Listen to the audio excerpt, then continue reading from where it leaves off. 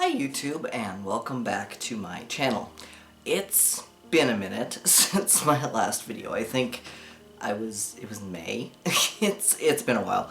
I've had a pretty darn busy summer, and despite all the COVID craziness and despite the fact I'm staying at home all the time, I just really haven't had much inspiration to make videos, and I've had to work on getting a lot of house repairs done. We had a bad hailstorm last summer, and this summer I had to coordinate to get the house repainted and the roof replaced and just all that nonsense and stuff, and that's finally done, but that took most of the summer to get done, so I've been a little busy. So anyway, that was just a quick update, but I wanted to try and keep this video focused on one topic today. Wish me luck, since I do have a penchant for rambling. But I wanted to address this utter nonsense that some people talk about when, especially they call themselves the gender critical community. Other people call them TERFs. Which stands for Trans Exclusionary Radical Feminists. These are people who are very much against transgender people, specifically transgender women.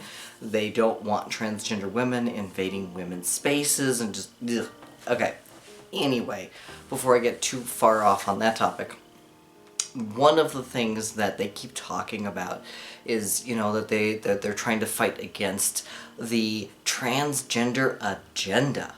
I can guarantee you there is none, other than we just want to live in peace, and you know, we want some representation out there so that other people who are transgender know that they're not alone in the world, because I guarantee you we are not, you know, completely alone. I think current scientific estimates say that there's about 0.6% of the population that are born transgender, and that still leaves several million people, you know, in the world, tens of millions in the world, and, you know, still a few million in the US, and just, there's a lot of us. Okay, I know 0.6%, if you look at it in that perspective, doesn't look like a lot, and so that's where a lot of the gender critical communities, well, why should we, you know, why should this, you know, small percentage of people have such a big voice? And it's because of people like them and the fact that they want us to basically disappear, go away, and not exist. Bottom line, that's their agenda. Our agenda is we just want to live in peace. We want to live where we're comfortable with ourselves and we're comfortable with our bodies. A lot of them actually don't want to even acknowledge that transgender men like myself exist, or if they do look at us, or they do acknowledge us, that they're, you're just a confused lesbian or something of that nature, which is completely ridiculous, because that one presumes that all transgender men are attracted to women, which is, you know, excuse my French bullshit. I can guarantee you we're not all attracted to women, because I personally am not. I am still only attracted to men. There are bisexual transgender people. There are gay transgender people. There are, you know, gay as in like male identifying transgender, like myself, I'm a transgender man, who are attracted to men, and there are straight transgender men who are attracted to women. And the same is true for transgender women, where some of them are attracted to women and some are attracted to men, some are attracted to both. Some of us are pansexual, some of us are asexual. While I'm attracted to men, I am on the asexual spectrum. I made a video a long time ago about this, that I'm demisexual, where I have certain criteria that need to be met before I find someone sexually attractive enough that I actually want to be in a relationship with them and have sex with them and stuff. I can appreciate someone from an aesthetic standpoint, from attractiveness, but it doesn't necessarily mean that I'm sexually attracted. It's kind of like how a straight woman can appreciate another woman being attractive without necessarily having a sexual attraction. That they can appreciate that that person is beautiful and is aesthetically pleasing to look at, but that doesn't necessarily mean that they want to have sex with them. So that's where, when you're demisexual like I am, where I can appreciate people's attractiveness from an aesthetic standpoint, but it doesn't necessarily mean that I'm sexually attracted and I want to have sex with them. I need to have a deeper emotional connection to somebody before I have any kind of attraction to them. However, I can have a deep emotional connection to any beautiful woman out there and still have zero desire to have sex with them, because I just have no sexual desire for women. So I am not a confused lesbian. Okay, that let's put that out of our minds, number one. So, you know, and so the TERF community very much is focused mostly on transgender women and accusing them of literally just engaging in a fetish and in wanting to invade women's spaces and abuse them and that kind of thing. Now, I'm not saying that there aren't men out there who might want to throw on a dress and a wig and go and pretend to be a woman, and, you know, not that this has actually happened very often. I think there's the one person, Jennifer Yaniv in Canada, that kind of was trying some shady stuff and stuff like that, and was claiming to be transgender. And to be perfectly honest, the entire transgender community, we were like, that does not, you know, that person does not seem to us like a transgender person. It seems a bit judgmental, and we shouldn't necessarily judge someone's lived experience and everything, but admittedly Jennifer was pretty creepy. And I'm still using that name because that's the name that they chose for themselves, and that's the name that they're going by, so therefore that's the name I'm using for them.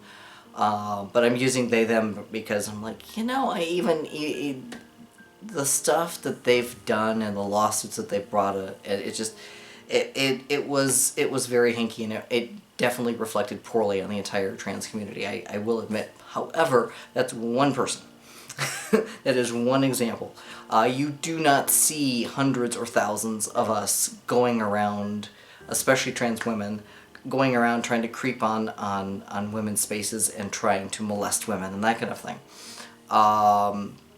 It's just, that's just not, there's, you know, whatever percentage of people out there that are creeps in the wider community, of course there's going to be some that will be in the trans community. I mean, there will be creeps, but that doesn't necessarily have to reflect on the entire community, because there are lots of straight men, cisgender men out there. Cisgender, by the way, meaning just basically someone who their gender identity matches their biology. That's it. That's all it means. It's not a slur or anything like that. It's from the Latin. Cis is the opposite, is the Latin opposite of trans. That's it. That's all that means. So if I say cisgender man, I want to be clear that they are assigned male at birth. They grew up and they're like, yep, I'm a guy. You know, and that's just their biology and their brain and everything matches and everything. But there is a certain percentage of men out there who are creeps, and so you would expect that whatever percentage of the population, of the general population, are creepy, there's going to be some that will end up being transgender as well. I mean, you know, you're not, just because you're transgender doesn't give you a higher percentage chance of being a creep, okay? Nor is that an agenda of the transgender community. Most transgender women are just, you know, they're born biologically male, they're assigned male at birth, and they feel very, very, very uncomfortable in their own skin, and therefore they transition. They usually have, you know, a lot of surgeries. Not all, not everyone who's trans has surgeries, but, you know, the main reason why for that is, one, there's health problems. Some people have other health problems, medical health problems that prevent them from having certain surgeries.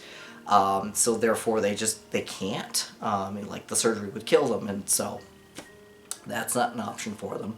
But that doesn't make them any less trans just because they haven't had, certain surgeries done. At the same time, the other reason would be financial. There's a lot of trans people tend to be financially disadvantaged. A lot of us, especially those that come out when they're still kids or teens or whatever and get estranged from their families, they struggle with homelessness and couch surfing and just all this stuff where like they don't have the familial support that other people do. So therefore, they just don't have the finances in order to afford it. They can't afford health insurance, and even those who can, not all health insurances cover all the treatments. There's a myriad of reasons why not all trans people pass, because not everyone can afford to go on hormones, to get surgeries, etc. And so, for people like that, not all of us pass. Not all of us are able to get the treatments in order to feel comfortable in our skin. But that doesn't mean we can't identify as transgender. We still are. We just can't necessarily look the way we want to.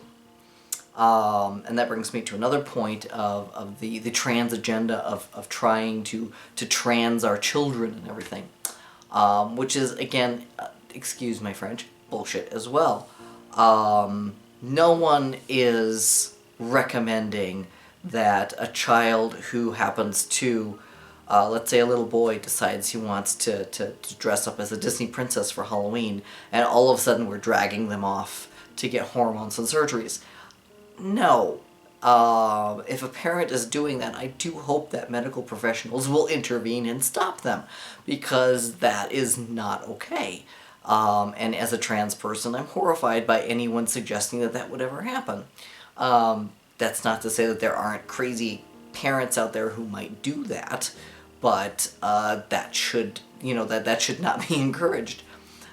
That being said, if a child at a young age identifies as a gender different than what their biology says, it doesn't mean that they can't socially play around with that. Doesn't necessarily mean they're trans at that age, but that doesn't necessarily mean that a child needs to be locked into, like, well, if you're a girl, you've got to have long hair and ribbons and bows and pink dresses and be frilly and want to be a princess and all this stuff. No, girls can want to dress up as cowboys and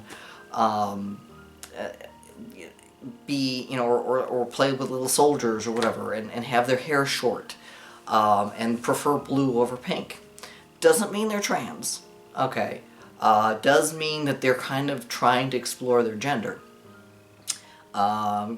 Sometimes, most of the time, little girls are very girly and little boys are very boyish, and that's just the way it is. We tend to fall into our gender roles fairly early, but some kids are like, you know what, I know you said I'm a girl, but I'd much rather play with the racing cars and watch the sci-fi, and I'm really not interested in that princess stuff.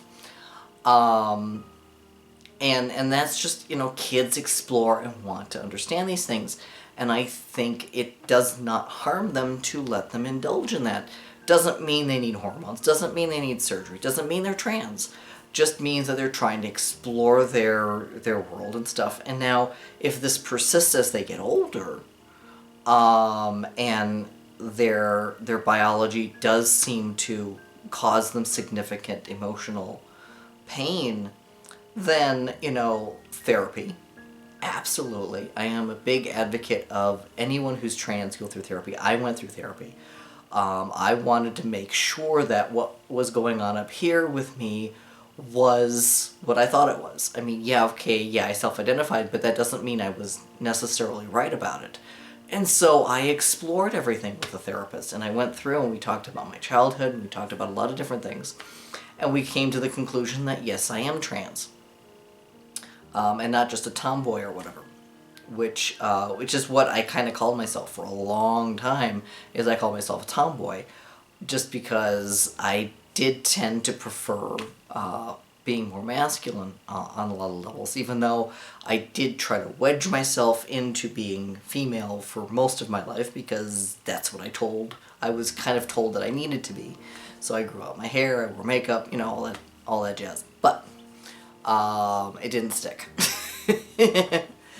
40 some years of trying that and it didn't work, and you know, here we are today. However, you know, so that's what I'm saying is like little kids, and one of the great things that my grandparents did, because I was raised by my grandparents, and this was back in the 70s. Okay, I was born in 71, and so back in the 70s, they could have forced me to wear frilly dresses and wear my hair long and all that stuff, but I kept saying that I'm a boy. My grandmother tried to explain to me what the difference was. I didn't quite understand. And so therefore I was like, nope, I'm a boy.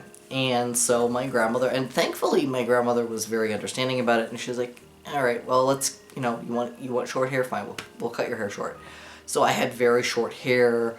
I tended to usually wear jeans and t-shirts and things, and whenever we went to the department store or the secondhand store or whatever, I always wanted the clothes from the boys department. I liked their clothes better. And so most of the time I wore boys' clothes. And thankfully my grandmother indulged this. I think once I started school, I went to a private school in Canada for like 9 months, and I had to wear a dress. And I don't remember too much about that at the time, but I guess I just kind of went along with it, like, yeah, whatever. And then when I started school, I still was mostly in slacks. I was in public school in Chicago, and so I was in slacks most of the time. I think only on picture day is the only time my grandmother made me wear a dress. But I still had short hair most of the time. Sometimes I grew it out and had pigtails, but that was on a rare occasion. She kept trying to get me to get into pigtails and stuff, and sometimes I'd be okay with it, but most of the time I was like, can we just cut this off? So I went through a variety of lengths of hair as a kid, and I was kind of exploring the things. And it wasn't until I walked in on a boy going to the bathroom at one point, I forget what age I was, but I was still in kindergarten, I think, that I realized biologically how I was different from a boy. And I was like, oh, well, I guess I'm not that. I do remember being really disappointed by that, and trying to wedge myself into being, you know, what I was supposed to be based on society. But that never worked. And so, you know, my whole point is, like, you know, as children, let a kid explore their gender. Let them, you know, like, if they want short hair, if they want long hair, or if they want to wear dresses. I mean, and therein lies the one societal thing, is like, it's acceptable for a girl or a female child to dress like a boy, to have short hair, to wear jeans, whatever. And that's not generally judged as much. Within my class, there were a number of us girls who had short hair. Some had long hair, some had short hair. Some of us preferred short hair, and it wasn't necessarily even a reflection of our gender identity as much as, like, we just liked our hair short. And so it was never questioned. It wasn't like, oh, haha, you're trying to be a boy. Which maybe that kind of stigma would have happened a generation or two earlier than us. But by the time, because I'm Generation X, and so for Gen X, it wasn't really questioned anymore. It was like girls could dress in slacks and jeans and whatever, and it was fine. The opposite for boys is not true. Boys still get a lot of stigma if they want to grow their hair long, especially when they're kids. When they're adults, it seems to be a little bit more acceptable, especially because of the hippie generation and everything, and men grew their hair longer and stuff, and so that's a little bit, like, I don't think that men get nearly as much crap for wearing long hair as they used to. Whereas like back in the 50s and 60s and earlier, men wearing really long hair would have been frowned upon, at least for a while, even though if you go back even further in history, men did wear like shoulder length hair. You see like a lot of the old photos of people during the Civil War and stuff, and a lot of them had longer hair. So, you know, style and fashion changes, whatever. I think it should be up to personal preference, and if you want long hair, go ahead and wear long hair. But nowadays, especially when they're children, if a boy wants to wear long hair, they tend to get teased a lot and bullied and stuff. If they wanted to wear a skirt or a dress, same thing, even worse actually. If they wanted to throw a little bit of makeup on, well, generally kids don't wear makeup anyway. But, you know, it kind of see where my point is like, you know, I think boys in general, if they want to look more feminine, get a lot more harassment and bullying and hate. And that continues on if they are trans and trying to transition into women as they get older and stuff, and they get so much more hate. The vast majority of assaults and murder on the transgender community are among transgender women, especially trans women of color, which is, you know, heartbreaking for, you know, a variety of reasons. I mean, with everything going on with the Black Lives Matter movement and everything right now. And by the way, yes, I totally stand by Black Lives Matter, because yes, they do. Period. That's all I'm going to say on that matter. But ultimately, you know, there is the only agenda, if anything, that trans people have is we want to be left alone to live our lives, and stop, you know, assaulting us or trying to kill us. I mean, I've seen videos of groups of people who literally want to execute trans people. They want us to not exist. I don't know what they think killing us is going to do, because there are still going to be trans people born even after we're gone. Same thing, like if you killed every gay person alive today, the next generation would still have gay people, because guess what? Most gay people have straight parents, and most trans people have cisgender parents.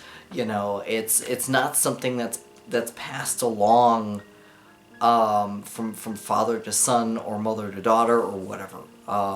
Now, it might be a genetic trait, but it's not like if you're trans and have a kid that your kid's going to be trans. You know, it's not that kind of a trait. There have been some studies done, and more research absolutely needs to be done, but there have been some brain scans showing structural differences between transgender brains and cisgender brains. There has also been some genetic studies done, and they've seen some very intriguing genetic variations in our DNA compared to cisgender people. Obviously, the studies were very small, and so we need to have more studies. And I absolutely agree that needs to happen, because I think the more we understand about how transgender people are, like why do we exist, why are we born this way, one, it'll make diagnosis easier, it'll make hopefully societal tolerance easier, and, you know, the only thing, like, I know that some people in the trans community are very worried about this kind of research, because they're like, oh, then people can test for it in vitro and abort the child if they're trans, which, you know, one hopes that doesn't happen, because that's just wrong. Or if they come up with some kind of a cure so that they can treat the genetic anomalies so that we learn to accept the physical body, the biological body that we're born in, rather than to transition it. I'm not entirely against that. I think if that were developed, it shouldn't be forced on anybody. But having that as an option so that certain trans people, if they would, you know, because some of us might prefer to do that. Some of us might prefer to be treated so that we can become cisgender and have our brains and bodies match. And if that was an option, I think that would be great, as long as it wasn't mandated. As long as it wasn't like, well, you're trans, therefore this is your treatment. It could be an optional treatment, like, hey, you're trans, here are your choices. You can take this treatment, and your brain and your body will match, and you don't need to go through surgeries and hormones. Or if you want to, here hormone treatments and your surgical treatments and things like that. So having the option available, I think, is not a bad thing. However, the worry would be, and I can see this happening, especially in certain countries, like in the Middle East and that kind of thing, where it's really frowned upon and or illegal, or if you're trans or gay, you can be executed for. That in those cases, it really would be detrimental to the trans community to have that treatment. So I can understand why some people would be worried about this, becoming a thing. But from a scientific perspective, I'm just like, I want to learn as much about me as I can, and what makes me me. What genetic anomalies happened that caused me to be this way. I'm absolutely fascinated by this kind of stuff, and so I want to know.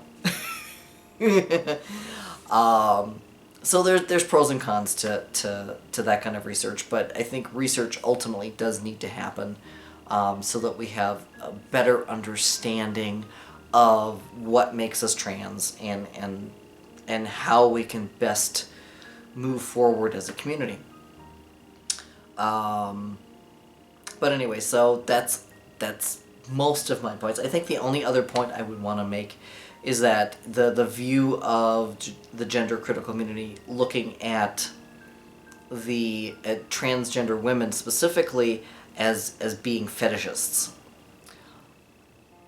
Are there people out there who have a fetish of cross-dressing as the opposite gender?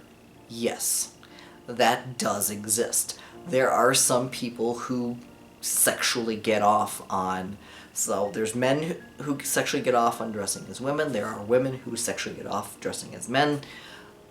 It's more common among men than women. Okay. Now I'm specifically saying men dressing as women and not transgender women, because just because you have that fetish does not make you trans. Just because you want to dress as a woman and that gives you sexual gratification, that does not make you transgender. Is there overlap between the two? Very likely. I mean, like I said, if you, whatever percentage of the greater population might have might be a creep, well, there's going to be a certain percentage of trans people who are going to be creeps. It's just, it's life. That whatever is in the larger population is going to be in the minority populations as well. It happens.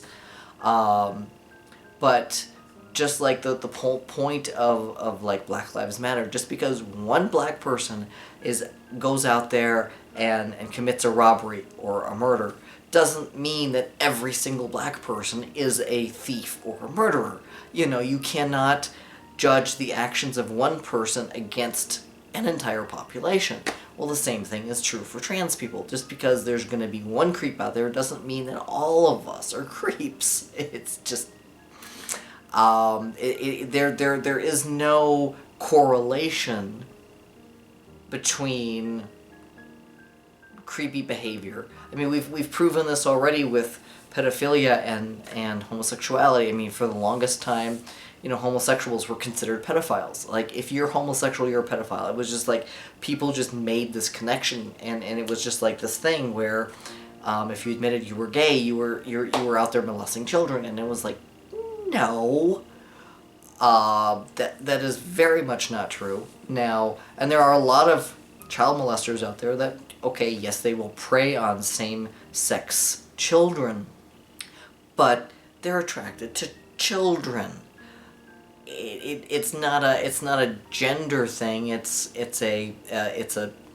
especially an opportunity thing, because you'll see male coaches abusing male players, because you generally have a male coach coaching male players.